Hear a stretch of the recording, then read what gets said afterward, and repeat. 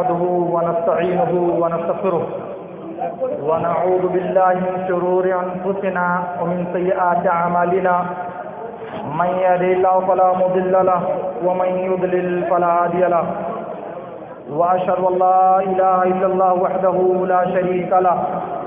وأشهد أن محمدا عبده ورسوله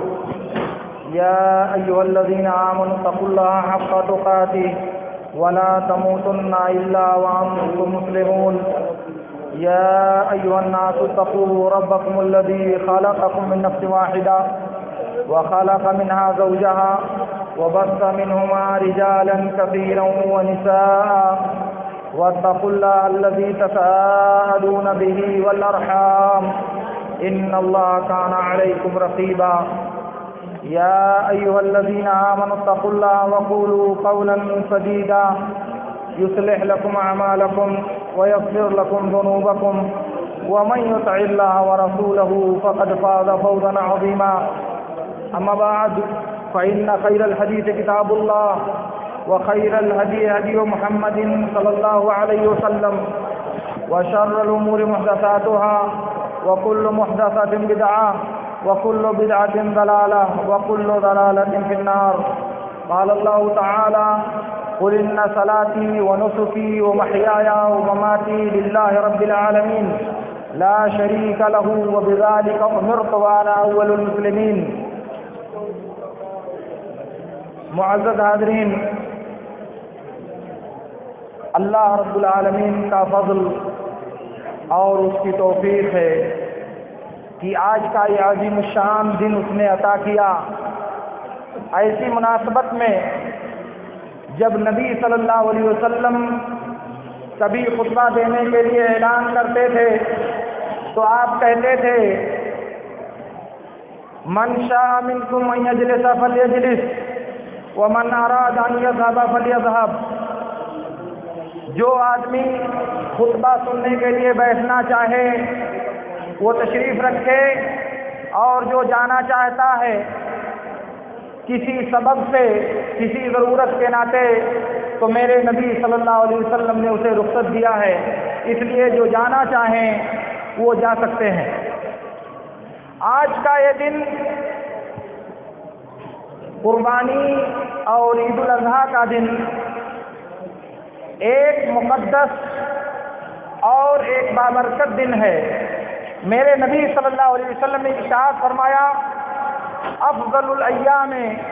یوم النحر ثم یوم القر. سب سے افضل دن قربانی کا دن ہے اور اس کے بعد وہ دن جو اس کے بعد ہے، یعنی 11 ذی الحجہ کا دن. ایک دوسری روایت میں اللہ کے نبی صلی اللہ علیہ وسلم نے ارشاد فرمایا، جو حدیث کی بعض روایتوں میں بسند صحیح ثابت ہے، اعظم ایام الدنیا یوم النحر. دنیا کے سب سے عظیم الشان اور سب سے برتر دنوں میں قربانی کا یہ دن ذی الحجہ کی یہ 10 تاریخ ہے. عید الاضحیٰ کا یہ دن اللہ رب العالمین نے جو ہم مسلمانوں کو دیا ہے، ایک بامقصد اور ایک انسانی سماج کی افادیت کا تہوار اور انسانی سماج کو فائدہ پہنچانے والا یہ تہوار ہے. آپ دیکھیں گے کہ حج جیسی مقدس عبادت جو اسلام کا 5واں رکن ہے، جسے اللہ رب العالمین نے ہر صاحب استطاعت مسلمان پر فرض قرار دیا ہے، اس کی ادائیگی کے بعد آج کا یہ دن ہم مسلمانوں کو اللہ رب العالمین نے دیا ہے. رمضان کے روزے کی ادائیگی اور رمضان کی عبادتوں سے فراغت کے بعد رب العالمین نے عید الفطر کی مسرتیں ہمیں نثار کیا ہے،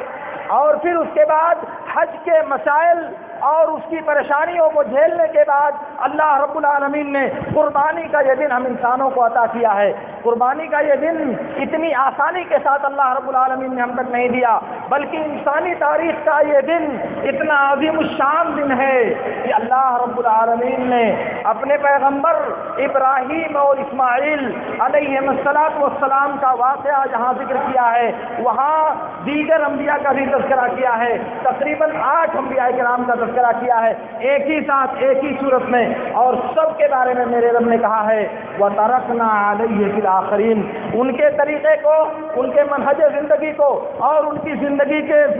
طریقے کو ہم نے دوسرے لوگوں کے درمیان باقی رکھا ہے۔ ہم نے ان کی زندگی کو لوگوں کی اتباع کے لیے بطور نمونہ اور بطور مثال دنیا انسانیت کے لیے چھوڑ رکھا ہے۔ یہ اللہ رب العالمین نے کہا ہے۔ اس کا مطلب یہ ہے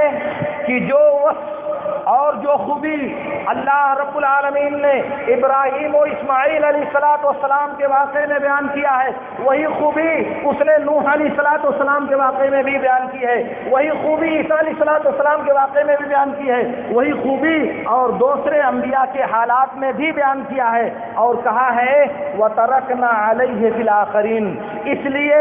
اس آیت کی روشنی میں ہم کو کبھی یہ نہیں سمجھنا چاہیے کہ قربانی جو ادا کی جاتی ہے وہ ابراہیم علیہ الصلوۃ والسلام کی سنت ہے۔ یہ بات کبھی بھی بھولے سے ہمارے دماغ میں نہیں کھٹکنی چاہیے کہ قربانی سید الانبیاء ابراہیم علیہ الصلوۃ والسلام کی قربانی کی یادگار ہے۔ نہیں، یہ قربانی جو ادا کی جاتی ہے یہ میرے نبی صلی اللہ علیہ وسلم کے حکم کے مطابق، اللہ رب العالمین کی مرضی کے مطابق صحیح بخاری کی روایت میں ہے۔ نبی صلی اللہ علیہ وسلم نے ارشاد فرمایا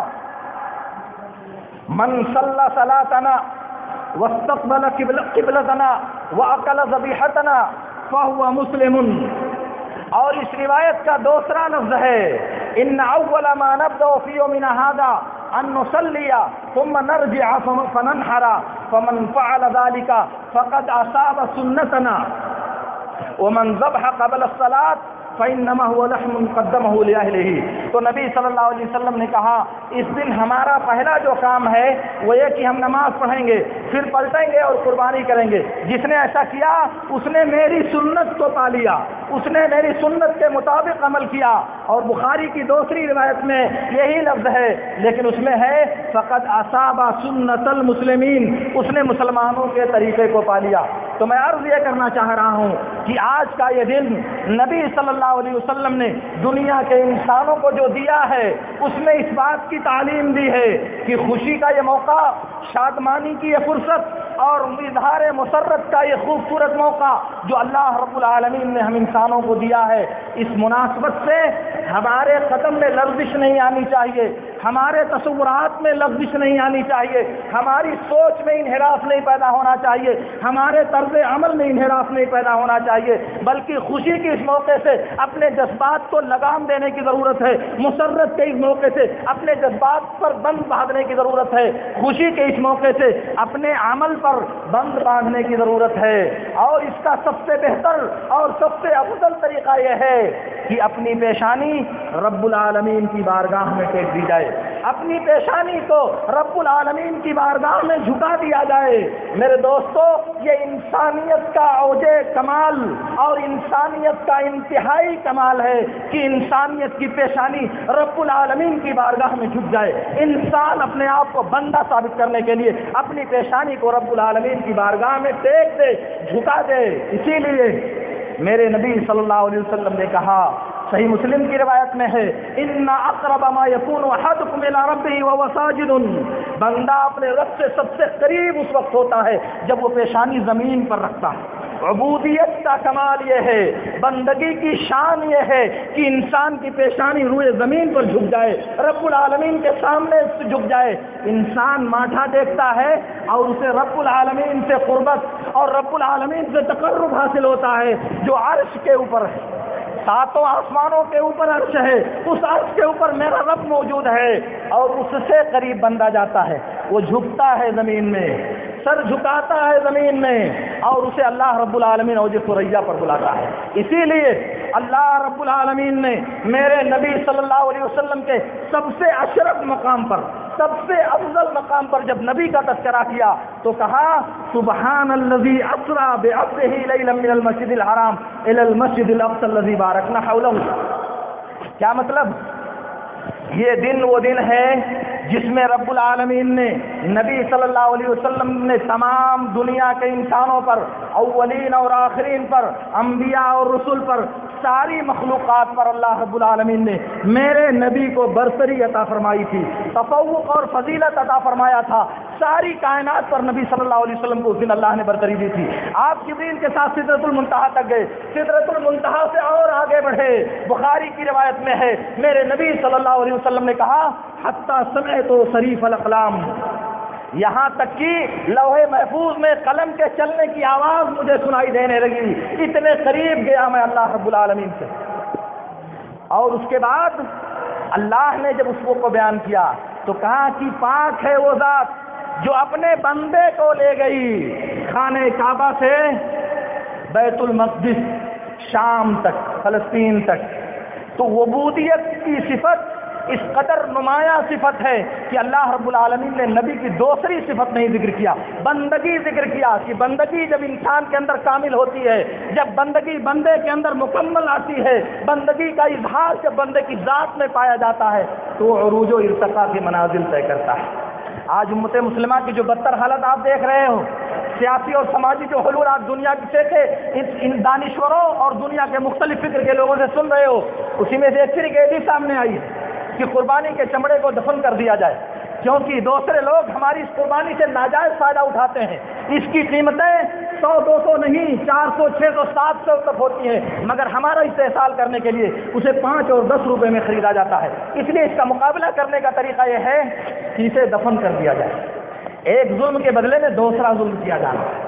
ایک جاتی کے بدلے میں دوسری جاتی کا راستہ اپنایا جا رہا ہے، ایک غلط بات کے کو جواب فراہم کرنے کے لیے دوسری غلط بات کو جائز قرار دینے کا رویہ اپنایا جا رہا ہے کوئی گنجائش ہندوستان کی سرزمین پر جہاں ہم رہتے ہیں، ہمارے وجود سے پوری دنیا کفر استفادہ کر رہی ہے، ہمارے ووٹ سے پوری دنیا کے جغادری جو ہندوستان میں موجود ہے وہ استفادہ کر رہے ہیں، ہمارے وجود اور ہماری نیشنلٹی سے تو فائدہ اٹھا رہے ہیں، ہماری تجارت کا پورا دہانہ انہی لوگوں کے پاس جا کر کے کھلتا ہے۔ بڑی بڑی تجارت کے جو مراکز ہیں اس میں کون لوگ بیٹھے ہوئے ہیں؟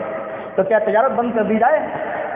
دنیا کے ہندوستان کے دوسرے جو مسائل ہیں ان کو بند کر دیا جائے کیونکہ دوسرے لوگ اس سے فائدہ اٹھا رہے ہیں اور ہمارا استحصال کر رہے ہیں؟ بہرحال بات یہ میرا موضوع نہیں، سر دست میں آپ سے عرض یہ کرنا چاہ رہا ہوں میرے دوستو، ہمارے مسائل کا حل اپنی عبودیت اور بندگی میں ہے، ہماری مشکلات کا حل اپنے آپ کو رب کا بندہ بنانے میں ہے۔ اس لیے اس خوشی کے موقع پہ انسانیت کے لیے اس خوش مسرت مناسبت پر اللہ رب العالمین نے ہمیں حکم دیا ہے 2 رکعت نماز پڑھنے کا۔ نماز میں کیا کیا جاتا ہے؟ نماز کی کیا خوبی ہے؟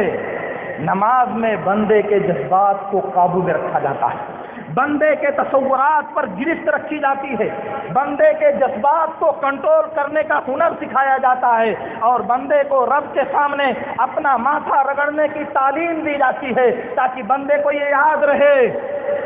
کہ اللہ رب العالمین نے ہمیں ایک ذلیل قطرے سے پیدا کیا ہے، ایک حقیر پانی سے پیدا کیا ہے، اس لیے ایک حقیر قطرے کو بڑا بننے کا حق حاصل نہیں ہے، ایک حقیر ذرے کو، ایک حقیر پانی کے ٹکڑے کو اپنی برتری دکھانے کا کوئی حق حاصل نہیں ہے۔ برتری دکھانے کا حق اگر حاصل ہے تو خالق ارض و سماوات اور مالک کائنات اللہ رب العالمین کو یہ حق حاصل ہے، دنیا کے انسانوں کو اللہ تعالیٰ نے حق نہیں دیا۔ اور اسی لیے میرے رب نے کہا تھا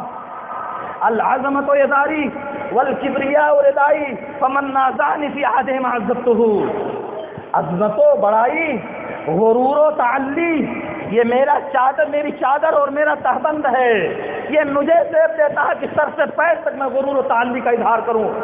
اور اگر کوئی ان صفات میں مجھ سے جھگڑا کرنے کی کوشش کرے گا، میری صفت کو چھیننے کی کوشش کرے گا تو میں اسے چھوڑوں گا نہیں، میں اسے بخشوں گا نہیں۔ کیوں؟ اس لیے کہ وہ میری صفت میں دخل اندازی کی کوشش کر رہا ہے۔ معلوم یہ ہوا کہ میرے دوستو ہماری بندگی کا کمال یہ ہے کہ ہم بندہ بن کر کے زندگی گزاریں، رب بننے کی کوشش نہ کریں، اور یہ تعلی اور تکبر کا اظہار، بڑکپن کی بول اور خود کو دوسروں سے برتر سمجھنے کا جو بھوت ہمارے دماغوں پر کبھی کبھی سوار ہوتا ہے، اس بھوت کو دفن کرنے کی ضرورت ہے تاکہ رب کی عبودیت ہمارے لیے کامل ہو سکے۔ آج کا یہ دن عید الاضحیٰ کا دن وہ دن ہے جس دن اللہ رب العالمین نے روزہ رکھنا حرام قرار دیا ہے۔ بخاری اور مسلم کی روایتوں میں اور حدیث کی بہت سی کتابوں میں عبداللہ بن عمر، جابر بن عبداللہ، ابو ہریرہ اور بعض صحابہ کرام کی روایتوں میں یہ بات ثابت ہے کہ اللہ رب العالمین نے عید اور بقرعید کے دن روزہ رکھنا حرام قرار دیا ہے۔ اس لیے ہمارے لوگ جو یہ سمجھتے ہیں کہ آج صبح میں دوپہر تک روزہ رکھا جائے گا، وہ ایک جاہلانہ تصور اور وہ ایک بدعیانہ عمل ہے۔ ہماری شریعت میں اس کی گنجائش نہیں۔ ہاں دیگر مذاہب میں اور دوسرے دھرموں میں اس کی گنجائش ہو تو چلتا ہے، کیونکہ ان کے ہاں روزوں کی مختلف قسمیں ہیں، مگر ہمارے یہاں پہلی بات تو یہ کہ عید کا دن ہے اور عید کے دن روزہ رکھنا باجماع امت اور اللہ اور اس کے رسول کے فرامین کی روشنی میں حرام ہے۔ دوسری بات، روزہ جو ہماری شریعت میں ہے وہ طلوع فجر سے لے کر کے غروب آفتاب تک ہے، سورج ڈوبنے تک ہے۔ یہ دوپہر سے کون سا روزہ ہے؟ اس لیے اسے روزہ سمجھنے اور روزہ تصور کرنے اور روزے جیسا عمل کرنے سے ہم انسانوں کو باز رہنا چاہیے۔ اور سن لیں، اللہ کے نبی صلی اللہ علیہ وسلم کے بارے میں صحابی نے بیان کیا کہ نبی صلی اللہ علیہ وسلم عید الفطر میں جب جاتے تھے تو تاک کھجوریں کھا کر کے جاتے تھے، مگر عید الاضحیٰ میں جب جاتے تھے تو کچھ کھائے بغیر جاتے تھے اور واپس آنے کے بعد قربانی کا گوشت کھاتے تھے۔ اس لیے کچھ نہیں کھانا یہ نبی صلی اللہ علیہ وسلم کے طریقے کے مطابق ہے، مگر احتیاط کی ضرورت ہے۔ چائے پینا ہے، دودھ پینا ہے اور دیگر ضروریات کی چیزیں انسان کو استعمال کرنی ہے تو یہ نبی صلی اللہ علیہ وسلم کی سنت کے مخالف نہیں ہے، کیونکہ نبی صلی اللہ علیہ وسلم صرف کھاتے نہیں تھے، کھانے سے پرہیز کیا جائے گا، لیکن پینے کی نفی نہ اس حدیث میں ہے نہ کسی دوسری حدیث میں ہے۔ اس لیے انسان کو پیاس ہے، پانی کی ضرورت ہے تو یہ اس حکم کے مخالف نہیں ہوگا اور وہ اس اجر کا مستحق ہوگا۔ اس لیے واپس جانے کے بعد اپنی قربانیوں کا گوشت ہم لوگوں کو پہلے مرحلے میں استعمال کرنے کی کوشش کرنی چاہیے تاکہ نبی صلی اللہ علیہ وسلم کی سنت ہم حاصل کر سکیں۔ دوسری بات یہ ہے کہ اللہ رب العالمین نے اس دنیا میں ہماری عبادتوں کے لیے جو نظام دیا ہے وہ یہ ہے کہ ہماری عبادت اگر اللہ کے لیے خالص ہوگی، اس کے نبی کے بتائے ہوئے طریقے کے مطابق ہوگی تو ہماری عبادت قبول ہوگی، ورنہ ہماری عبادت قبول نہیں ہوگی۔ قربانی کے بارے میں بھی یہی فارمولہ لاگو ہوتا ہے۔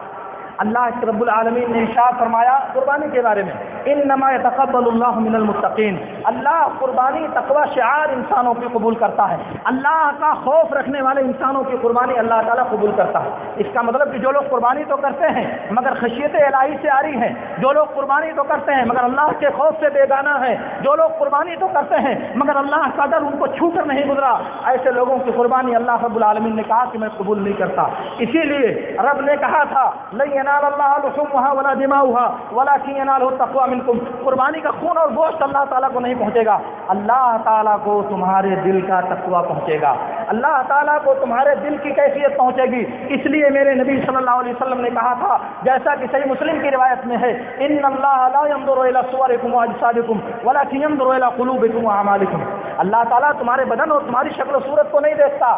اللہ تعالیٰ دیکھتا ہے تمہارے دل کو اور تمہارے عمل کو، دل میں ارادہ کیا ہے اور عمل کی نوعیت اور کیفیت کیا ہے، یعنی سوائے سنت ہے یا نہیں، اخلاص ہے یا نہیں، تب اللہ رب العالمین ہمارے عمل کو قبول کرتا ہے۔ اس لیے قربانی کرنے سے پہلے ہم سب کو چاہیے کہ ہم اللہ رب العالمین کے حکم کی تابعداری میں اپنے دل کے اندر اخلاص، للہیت اور سچا جذبہ پیدا کریں رب کی رضا کا۔ ایسا نہ ہو کہ قربانی کرنے کے پیچھے ہمارا وہ مقصد ہو جو والعیاذ باللہ ہماری عبادتوں کو نابود کر دینے کا سبب بن جائے۔ دکھاوا، نمائش، دوسروں سے بڑی قربانی کرنے کا جذبہ، قربانی کے میدان میں دوسروں سے آگے بڑھ جانے کا تصور اگر دماغ میں پایا جاتا ہے تو مطلب یہ ہے کہ قربانی بندوں کو دکھانے کے لیے کی جا رہی ہے، قربانی کا عمل لوگوں میں اپنے آپ کو بڑا ثابت کرنے کے لیے کی جا رہی ہے، قربانی اس لیے انجام دی جا رہی ہے کہ سماج کے لوگ کہیں کہ فلاں بہت قربانیاں کرتا ہے، فلاں کی قربانی تو بالکل بچوا جیسی قربانی لگ رہی ہے۔ یہ تصور آپ کی عبادت کو غارت کر دے گا میرے دوستوں، آپ کی قربانی کو برباد کر دے گا۔ اس لیے دل کی پاکیزگی اور دل میں اخلاص پیدا کر کے قربانی کو اللہ کی رضا کے لیے ذبح کریں، اور یہ تصور دل میں رکھیں کہ قربانی سے اللہ رب العالمین نے ہم سے جانور کا مطالبہ کیا ہے قربانی میں کہ ایک جانور کے گردن پر چھری پھیر دی جائے، اللہ کی رضامندی حاصل ہو جائے گی، لیکن اس کے پیچھے قربانی کا جو پیغام ہے، اس کے پیچھے قربانی کا جو تصور پوشیدہ ہے، اس کو ذہنوں میں تازہ کرنے کی ضرورت ہے۔ ابراہیم خلیل اللہ نے رب کے حکم کی تابعداری میں، ابراہیم علیہ الصلوۃ والسلام نے اپنے بندے کے، اپنے رب کے حکم کو بجا لانے کے لیے، اپنے بیٹے کے گلے پر چھری پھیرنے کے لیے اپنے آپ کو تیار کر لیا تھا۔ یہی اللہ رب العالمین قربانی کے پیچھے ہمیں پیغام دینا چاہتا ہے کہ اللہ رب العالمین کے حکم کے آگے، اللہ رب العالمین کی مرضی کے آگے، اللہ رب العالمین کی شریعت کے آگے ہم اپنے جذبات پر چھری چلائیں گے، اپنی خواہشات پر چھری چلائیں گے، اپنے مال و اولاد کو رب کے لیے قربان کر دیں گے، اپنی ذات کو رب کے وجود کے لیے فنا کر دیں گے، رب کی شریعت کے لیے اپنے آپ کو نثار کر دیں گے، رب کے لیے اپنا سب کچھ اللہ کی راہ میں نچھاور کر دیں گے۔ اگر دین کو ضرورت پیش آئی، اسلام کو ضرورت پیش آئی، شریعت کی حفاظت کی ضرورت پیش آئی تو ہماری جان جان نہیں ہوگی، ہمارا مال مال نہیں ہوگا، ہماری آنا آنا نہیں ہوگی، ہماری اپنی سوچ نہیں ہوگی، سب کچھ رب کے لیے قربان کر دینے کا عزم اور داعیہ ہمارے دل میں پیدا ہونا چاہیے۔ اور پھر اس کے بعد قربانی کے جو دن ہیں وہ 4 دن ہیں۔ اس بارے میں اللہ کے نبی صلی اللہ علیہ وسلم کی جو احادیث ہیں وہ بہت واضح طور سے ہمارے سامنے ہیں۔ عام طور سے اہل علم بعض حدیثوں کی صحت و ضعف کے بارے میں کلام کرتے ہیں کہ وہ حدیثیں صحیح ہیں یا صحیح نہیں ہیں، وہ معاملہ اپنی جگہ پر ہے، لیکن میں آپ سے عرض کرنا چاہ رہا ہوں، بخاری اور مسلم کی روایت میں ابو ہریرہ، نبیشہ حذلی، عبد الرحمن بن عوف اور بہت سے صحابہ کرام سے اللہ کے نبی صلی اللہ علیہ وسلم کا یہ فرمان تقریباً متواتر روایت سندوں کے ساتھ ثابت ہے۔ کیا؟ ان ایام منا ایام اکل و شرب و ذکر اللہ، منا کے جتنے دن ہیں وہ سب کھانے اور پینے اور اللہ کے ذکر کے دن ہیں۔ منا کے دن باجماع امت،